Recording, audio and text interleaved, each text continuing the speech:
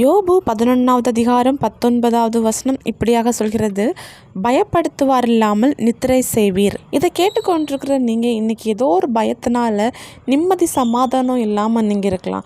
இன்னும் மனசில் ஏதோ ஒரு குற்ற உணர்வு, அது மட்டும் இல்லை எதிர்கால பயம், இன்னும் யாரோ ஒருத்தங்க சொன்ன ஒரு வார்த்தை, இப்படி இதை நிமித்தம் நீங்கள் பயந்து போய் இது எனக்கு இப்படி ஆயிருமோ, இல்லை என்னுடைய வாழ்க்கை இப்படி தான் முடிஞ்சிருமோ, இல்லை அவங்க சொன்னது மாதிரி ஆயிருமோன்னு சொல்லிட்டு நைட்டு தூக்கமே இல்லாமல் நீங்கள் கஷ்டப்பட்டுருக்கலாம். அது மட்டும் இல்லை சரத்தில் ஏதோ ஒரு வியாதினால் ஒரு பயம், அது மட்டும் இல்லை குடும்பத்தில் இருக்கிற ஒரு நபர் நிமித்தம் நீங்கள் சோர்வுக்குள்ளாடி பயந்து போயிருக்கலாம். எப்படிப்பட்ட பயத்துக்குள்ளாடி நீங்கள் இருந்தாலும் ஏசப்பா உங்களுக்கு பாதுகாப்பு அளிக்கும்போது நீங்கள் பயப்படாமல் தூங்குவீங்க, இளைப்பாறுவீங்க.